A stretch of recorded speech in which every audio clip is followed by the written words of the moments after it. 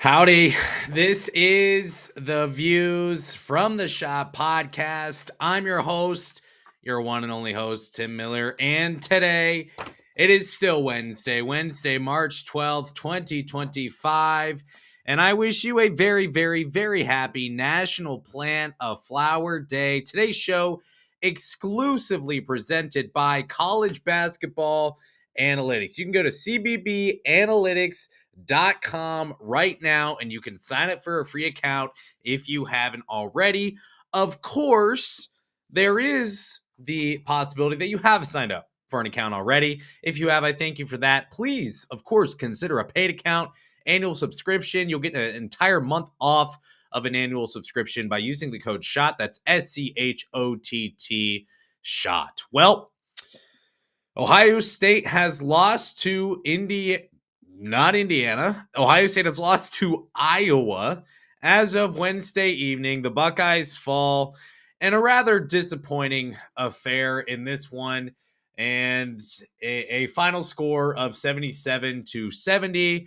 Ohio State season likely cooked. Today's show, we are live. We are going to talk about key stats, contributors from the game. We'll get into major takeaways as well. We'll talk about Ohio State's updated NCAA tournament chances as well before we finally close it out with where Ohio State goes from here. I can tell you two positions Ohio State already is going to be in on. That's not as of tonight. That's something that Ohio State was going to be in on as of days ago at this point. So we will talk about that at the end of the show as well. Would encourage you. So if you're watching live on X, please like the tweet. Where you're watching right now, like the tweet. That would be fantastic. If you're watching on YouTube, please like the video and subscribe as well. As we go on for this show, I'm going to be looking at two different things here because I got people asking questions and giving comments. I want to give you attention during this show. A lot of people have a lot of thoughts. So if you have thoughts, all I ask, you can keep it respectful. You don't have to. It's your choice. Whatever you do, I'm going to talk through some questions, some comments that you all have. I see some already, some expletives. What can you do? I can appreciate it a bunch. This is a tough loss for Ohio State as the Buckeyes fall in this one. They are NCAA tournament chances are about to be zero, not officially yet. We'll talk about that here in a second. But before we get there, let's just break down this Ohio State against Iowa loss. So the Buckeyes fall to the Hawkeyes 77-70. It was a game in which Ohio State was favored, of course. And here's how Ohio State lost the game. Gonna spend some time on how Ohio State lost this game because I think it needs to be talked about. Iowa shot in this game 54.7% from the field. That's a really, really good number. They scored 32 paint points. And then you just look up and down the roster at how well Iowa shot. It's every single player on this team, essentially. Peyton Sandfort goes 6 of 14 in this one. Josh Dix, 7 of 13. Brock Harding comes off the bench, lights it up. He goes 5 of 6. Price Sandfort, 4 of 5. You go up and down the box score for Iowa. Guys were just making shots. They were making more shots than Ohio State. Ohio State looked lost defensively as this game went on, which is really interesting because I thought Ohio State looked really good against Indiana defensively. I thought it was the best defensive game plan I've seen executed this year by the Buckeyes. They come and play an Iowa team that's really, really good offensively, that's averaging over 80 points per game, and they only give up 77. They give up less than Iowa's season average, but it didn't matter. It was, again, hard to see Iowa having their third worst offensive output in a game this season like they did against Ohio State in their first matchup, and the Buckeyes just could not stop Iowa when it needed to. You look at the last shot that Iowa made, and of course, what happens? The Buckeyes just lose. I think it was Brock Harding who made that three. They just lost people today. And unfortunately for Ohio State, that led to a three made. Iowa goes up by 5, and it was an incredible ending there where you really got hope. I got up out of my seat. I was standing up. And then you surrender Cobra because Brock Harding makes the three, and the game is pretty much cooked at that point. Iowa drained the clock. They make a three, and they basically put Ohio State out of its misery at that point. Then you look at Ohio State offensively, 42% from the field, 22.7% from the three-point line. If you remember all the way back to the preseason, if you're new here, maybe you didn't listen or watch any content from the preseason, one thing I talked about a lot was where was the three-point production going to come from Ohio State this season? I didn't think it was going to come from Michi Johnson Jr. He had been a career 32% three-point shooter. He fell off the face of the earth. That happens, I guess. John Mobley Jr. was good from three. In this game, he was not. Aaron Bradshaw did not develop a three-point shot the way you thought he might this season. Bruce Thornton was better from three, but really it was Bruce Thornton and John Mobley Jr. And Micah Parrish hit some threes. He came on late. Ohio State couldn't hit threes consistently this season, although they were a pretty good three-point shooting team. Kind of would ebb and flow. And that was the case in this one where you shoot 23% from the three-point line. You only make 5, makes it really, really hard to beat a team like Iowa that will pour it in from deep. Outside of that, they made 15 free throws. So that's solid. Devin Royal ends up having a nice day. Bruce Thornton, Micah Parrish also, they scored a fair amount of points. But it was pathetic shot selection. In this game, Ohio State this entire season has taken way too many contested mid-range jumpers, pull-up mid-range jumpers. We've seen Quez Glover. We've seen Micah Parrish. We've seen at times John Mobley Jr., Sean Stewart, guys taking shots 8 seconds into the shot clock when it's absolutely not needed whatsoever. They're not high-quality looks. You can get Robbie Hummel said it in this game. You could get that same exact look in 20 seconds. Why would you take it now? It's not a good look. You shouldn't try to shoot that shot with 17 seconds left on the shot clock. So Ohio State didn't look all that clean offensively. And overall in this game, Ohio State just looked tight. They didn't look comfortable. They didn't look like the team that was supposed to win. They didn't look like a team that was fighting for an NCAA tournament spot. Instead, it looked like a team that really, really struggled offensively, defensively, just to get into a flow of a game. And against a team like Iowa that I said over and over and over again, this whole season, Ohio State, go run. That is how Jake Diebler built this team. And overall, let's actually check this now because the season's not technically over, but the season is what it is at this point. Ohio State's pace was 66.8 this season. That's 53rd percentile in college basketball. Last year, their pace was 66.0, which is 31st percentile, but 66.8 to 66.1, that's not a huge difference. Ohio State is a better team when it's running up and down the floor. I think when Bruce Thornton can get up, when John Mobley Jr. can run in transition, when Sean Stewart can flash and get into the paint, Aaron Bradshaw is the stretch center that really I thought would fit Jake Diebler's offense this season, and it just did not come together. Speaking of Aaron Bradshaw, 0 points in this game. I hate to single out a player. I really do. But 0 points in this game. He was held under 7 points per game this season, 17th percentile in defensive rebounding rate as a 7'1" player in college basketball this season. And he shot below 30% from the three-point line this season. That was supposed to be his game. He was supposed to come in and rebound for Ohio State and make threes and run in transition, be that stretch center. That's not what he was. He got kicked out of the lineup 4 games into the season, and then he never returned into the starting lineup after that. He got bullied down low in this game against Iowa, kind of tossed around like a sack of potatoes, thrown aside, not able to grab rebounds. He did grab, I think, 6 rebounds in this game. It wasn't bad at all in that regard. Let me check actually how many rebounds Aaron Bradshaw had in this game. Aaron Bradshaw did have 6 rebounds in this game. So not an awful number, but he did not give you what you needed this season at all. John Mobley Jr. had 3 turnovers in this game. He's been really up and down. He's a freshman, so that is what happens, but John Mobley Jr., not only did he have 3 turnovers in this game, 2 of which were very, very ugly and untimely. He shot 2 of 10 from the field, and he was only 2 of 8 from the three-point line. When you're playing Iowa, you need guys to step up and make three-pointers. In this game, Micah Parrish, 1 of 6. John Mobley Jr., 2 of 8. Quez Glover, 1 of 1. He made the first three-pointer of the game for Ohio State. Devin Royal missed all 3 of his three-pointers. Really, under no circumstance should he be taking 3 three-pointers in a game, and Bruce Thornton was 1 of 3 in this game as well from deep. So Ohio State could not get it together from deep. They had some bad turnovers. They had some really, really pathetic shot quality in this game as well. And all in all, Ohio State loses this game. So some takeaways here. Let's see. Let me scroll through some comments here. I might get to that question later. Yeah, I don't know. This probably isn't the best way to do it, but I'm going to do it anyway. We've got our Good old friend, name I will not say, just absolutely hating on absolutely everything. Can you interview Ross Bjork?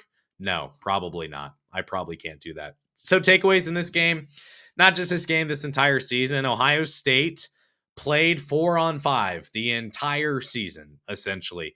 Sean Stewart did give you some offense at time, but whenever he took a shot from the free throw line, at least I am wincing and like kind of shielding my eyes, wondering, is he going to clank that off the backboard? Is he going to airball it all together? Or is he going to swish it? Or is he going to bank it in? About a 25% chance of any of those outcomes happening. And yeah, not good when Sean Stewart is on the floor offensively for Ohio State. Just not a guy you really have to guard. If he wasn't in, it was Aaron Bradshaw. We already talked about him not really giving consistently good minutes for Ohio State. Quez Glover, really up and down this season, never really got into a flow. You saw at times vintage Quez Glover, which was pulling up in the mid-range and making shots off the dribble. Didn't get to see that much. Evan Mahaffey went from a starter last season to playing about 12, 13, 14 minutes per game this season. His playing time was cut down immensely from last year. You didn't really get anything out of him at all offensively. Colin White was solid. He didn't get a lot of playing time. I think defensively, the lateral quickness, not quite there for him. He's got the length. He's got the size. I think he could end up being a really solid player for Ohio State. But all in all, you look up and down this roster, it was Bruce Thornton, it was John Mobley Jr., it was Micah Parrish, and it was Devin Royal. And if those four guys weren't scoring, even tonight, they did score. Even when those four guys did score, you still did not get enough. And that was a big issue for Ohio State. I think the other thing is we kind of found out Ohio State doesn't really deserve an NCAA tournament bid at this point. We'll talk about their tournament chances here in just a second, but Ohio State had so many chances this season. Let's go through it together, shall we? You go all the way back to Black Friday against Pitt, that game that they just kind of gave away at home. You lose that game by 1, that kind of keeps you out of the tournament. If you win that game, you got a chance at least to be in the tournament at this point. This loss wouldn't happen because Ohio State would have been playing on Thursday. Actually, I guess that's not true because it was a non-conference, so I lied to you there slightly. You continue on. They lost by 2 points to Oregon. Game where they were leading for most of the way. Lost by 2 points to Wisconsin. Lost by 1 point to Indiana at home. And some other losses. You led by 12 against Illinois. You ended up losing that game by 9 points. The loss to Nebraska at home was by 8 points. You were in it for most of the way, but didn't really feel like a game that really got away from you. Michigan, Bruce Thornton short arms a wide open floater. He'd never been more open in his life. Short arms it and misses it. Somehow you lose by 21 points to Northwestern. UCLA loss was what it was. The Indiana lost by 6. That obviously did not help either. So many games this season Ohio State could have won. If you just would have won one more in the Big Ten, they wouldn't even been playing tonight. They would have been playing tomorrow, where Indiana is right now. And you'd be in a much better spot to go to the Big Ten tournament or to the NCAA tournament, where you wouldn't have necessarily needed a win at that point. Tomorrow, it definitely would have helped, and you probably are locked in at that point to the NCAA tournament. Now you see the consequences. You're playing on Wednesday night instead of Thursday, and you're in a fight with the 15th best team in the Big Ten, and you can't get the job done. So Ohio State had so many chances this year to go to the NCAA tournament. It couldn't do it. It didn't deserve to go to the NCAA tournament. So you want the breakdown on if Ohio State's going to the NCAA tournament? I'll give it to you right now. Before we do that, please do like this video if you're watching on YouTube. By the way, if you're watching on X or Twitter, depending on how you prefer to call it, I need you to please go to YouTube and like the video. That would be great. Would really appreciate that if you could like the video, and definitely subscribe on YouTube as well. And I think that's that. I think we get into bracketology now, for what it's worth. So, got a lot of people watching right now. Appreciate that. Like the video as well, wherever you are. Ohio State's tournament chances, they're 0%. I'm not going to bury the lead. I'm not going to draw this out into a long story. Ohio State's not going to the NCAA tournament. I posted a tweet earlier this morning. A lot of people didn't get it. A lot of people still don't get it. we're watching people on Peacock or Big Ten Network, whatever the crap that is, saying that maybe Ohio State should still be in the tournament. They're going to be sweating it out on Sunday after losing to Iowa. No, they're not going to be sweating it out. It's over for Ohio State. You are now 17-15. They show a cute little graphic. These teams have made the NCAA tournament with 15 losses over the past couple of years. It doesn't matter. Ohio State did not win enough games. You're not going into the NCAA tournament at 17-15 unless you're an automatic bid out of the freaking Missouri Valley or something like that. And that's not happening this year either because that's already been decided, of course. But regardless, Ohio State lost too many games. It's a lesson for Jake Diebler. If he comes back onto the show in the offseason, encourage you to subscribe and follow, of course, so that you can see that. If he comes back onto the show, I'm going to ask him. So after year one, you go through the schedule that you did. Obviously, I'm sure you don't regret the tests that you went through and the battles and struggles that you went through in the non-conference. But man, do you wish you would have scheduled a community college? Do you wish you would have taken on an online campus instead of Pitt? Like, could we have done that? Would be curious to see what he says about that, because if Ohio State literally just would have beaten Iowa instead of playing Pitt, Ohio State would be at least have a real shot to be in the NCAA tournament, because the scenarios are all different at that point. But the Buckeyes are not going to the NIT, by the way. A lot of people, Ohio State podcasts out there, are saying Ohio State's going to go to the NIT. Well, this is why you follow the Views from the Shop podcast. Sorry, I don't mean to be rude, but they're not going to go to the NIT. They're most likely going to go to the College Basketball Crown, which is between the Big 12, the Big East, and the Big 10. Would expect Ohio State to be there. This is the third straight year without an NCAA tournament bid for Ohio State. It's certainly not good. And it is what it is at this point. See a comment here. Why did they schedule Auburn? LMAO. I don't know. It was the last game that Ohio State scheduled too. It was the last game Jake Diebler scheduled. Jake Diebler was working on. I was told maybe a week before the game was announced that Ohio State was working on getting one marquee game scheduled. And I was looking at the schedule already. As you've got Kentucky, you've got a Pitt team that should be pretty good, didn't make the NCAA tournament, whatever. You've got Texas, you've got Texas A&M. It's okay. You can take on Central Michigan. You're not. I don't think anyone's going to martyr you for that. But regardless, Ohio State took Auburn, and that was that. So the Buckeyes, they did not win enough games. It doesn't matter how weak the bubble is. That doesn't take away from what Ohio State needed to do in the Big Ten tournament, and it didn't do that. So they're not going to go to the NCAA tournament. You can watch Selection Sunday, and I will watch it just the same way as you, where we sit there on the edge of our seat and say, man, what if they snuck Ohio State in? They're not going to do that. I will give you the spoiler alert now. Ohio State's not going to the NCAA tournament. It's final. You can see people, you can watch people tweet about it. That's fine. Independent bracketologists have said all throughout this week, even if you see Ohio State being in the NCAA tournament right now, which some bracketologists had them in, Ohio State needed to win this game and then beat Illinois to have a legitimate shot of going to the NCAA tournament. It did not come close. They will not be in the NCAA tournament. They will not go to a Sweet 16. It's another March without watching Ohio State basketball. I'm exhausted. I am truly tired. It's tough, and I'm sure you're tired too. So where does Ohio State go from here? That's a great question. Here's what I can tell you right now. Ohio State is going to go after two major positions in the portal. Number one, they're going to go after a real center. If you're upset, if you're scared, if you don't like watching Aaron Bradshaw and it's shades of Amir Williams, that's fine. I can tell you right now, I was told, I think last week or maybe early this week, it's not as a result of this game. Ohio State knew what it was doing. They are going to go after a real center in the portal. I don't know if that's priority one. It's priority 1A with priority 1B, which is what I'll talk about here in a second. Right now, you've got Austin Parks. You've got Ivan Nigaman. You've got Aaron Bradshaw. Sean Stewart is not a real center. You don't have someone at the 5 next year. I think Ohio State, they know that at this point.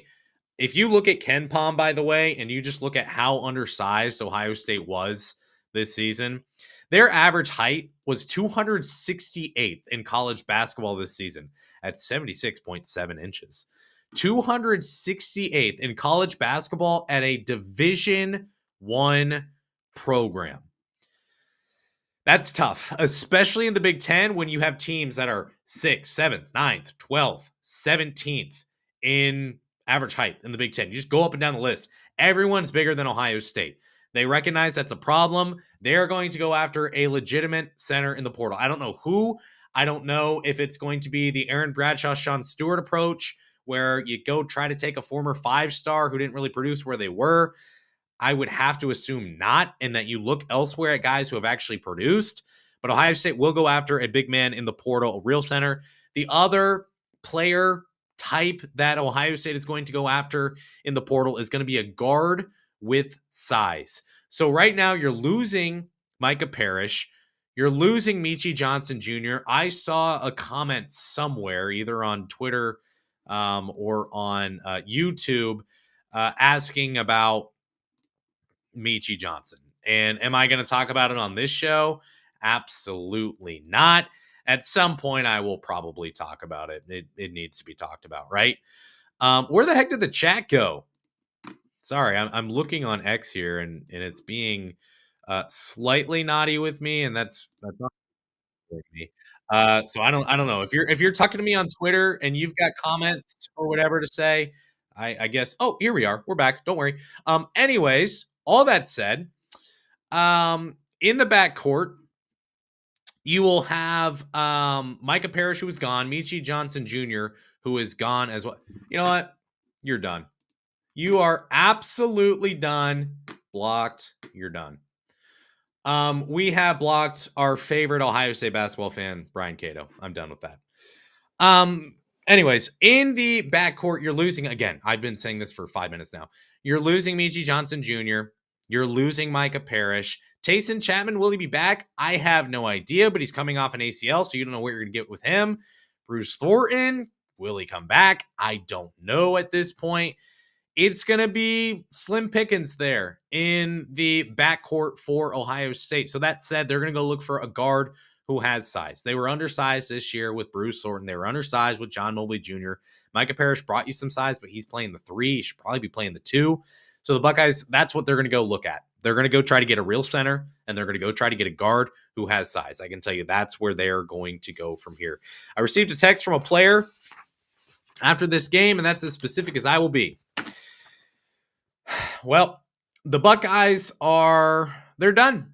The NCAA tournament is not going to happen for Ohio State. They will go play in the Crown tournament. If you have any more questions, if you have any more thoughts on this game, feel free to send them around.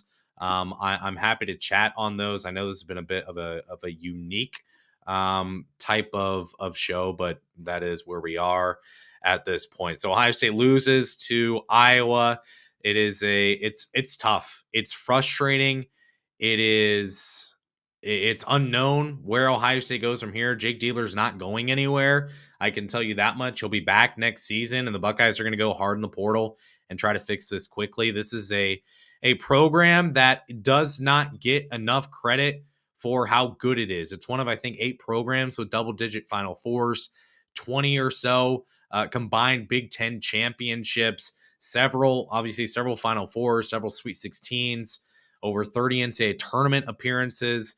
This is a special program, and it deserves a fan base that loves it, and the fan base deserves a program that kind of gives back to the fan base, and that's not what it's gotten over the past couple of years. Am I out on Jake Diebler? No, I'm not.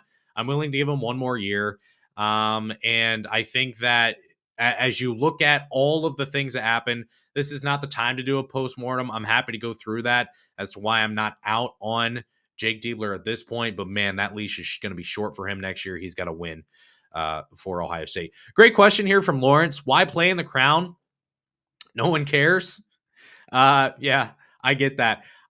So I've been thinking about this since the loss to Indiana. It's pretty unlikely Ohio State will go to the NCAA tournament with the loss to Indiana. Now the loss to Iowa, that's over. Why would Ohio State play in the Crown? I don't know. I really do not know what you get out of that because I don't know who's coming back. I would guess you're going to get Colin White back. Outside of that, Sean Stewart probably coming back. I think Bruce Thornton's going to have some things to think about. I think Bruce Thornton is going to have some really, really attractive offers in the portal, and he's going to be induced to come join some other teams, and Ohio State's going to have to fight to keep him. And Jake Diebler's going to have to prove that he can create a plan for Bruce Thornton to get the NCAA tournament. The fact that Bruce Thornton has not made an NCAA tournament is insane. So, all that said, we don't know who's going to be back. It's going to be a pretty wild offseason at this point. We'll see where he goes. What's my prediction for the NIL situation in the offseason? I don't really know what that question means. Ohio State's in a great spot with the NIL, with the foundation. That's the collective that runs Ohio State basketball, NIL. They don't have any shortage of resources. They got an influx of money last year with Jake Diebler being hired on at Ohio State with the new head coaching role. Whoever was going to get hired was going to get an influx of money and NIL and donations and all of those different types of things. The Buckeyes will be able to make moves. That said, I'll close the show with this. Highly recommend that you're following on Twitter at The Shot Pod. Make sure that you are following or subscribe wherever you get your podcast. And I'm going to have an announcement here in the coming days with another way that you can follow some insider news and stuff like that. Last year, I'm not going to say I broke a bunch of news, but when things happened, I was there to react and tell you the true story about Roddy Gill and why he was going to Michigan. I was there to tell you the true story about why Felix Okpara went to Tennessee. I was there to tell you real stories about other players too, and all that. So I'm not saying that to puff up the show or act like I know everything. I'm not an insider the way Adam Jardy is or something like that, but I am privileged to know some things, and I'm thankful for that. I'm thankful for you for listening as well. So that said, make sure you keep an eye on what we're doing here. It's going to be a fun off season as best as we can. I just get this sinking feeling in my stomach, which you probably do too at this point. If you're listening or watching at this point, we waited so long. We waited so long for this season. We waited for Jake Diebler to get the job. We waited for him to bring in his guys, his former 5 stars, a reunion with Michi Johnson Jr., and what you're left with is 17-15, not really any better than last season, and you're not going to the NCAA tournament. And it sucks. It sucks a lot. But we're in this together, right? Let's just be in this together. And you know what? Stop being so freaking toxic on Twitter. That's how I'm ending the show. Appreciate you listening to today's show or watching if you're here live. That means a lot to me. Again, please do like the video on YouTube. Please make sure that you are subscribing on YouTube as well and follow on X and on Instagram. You'll get plenty of off-season content. Whenever that starts, I will still be here. I don't go away. I don't start covering Ohio State football. This is the only Ohio State basketball exclusive podcast that publishes content year-round, which means at least once a week, even in the off-season. So make sure you stick around. Thanks again for listening or watching to today's show. This sucks, and I'm sorry. Ohio State basketball is still not in a good spot. There's always next year, I guess. I will shut up before you shut me off. Go Bucks.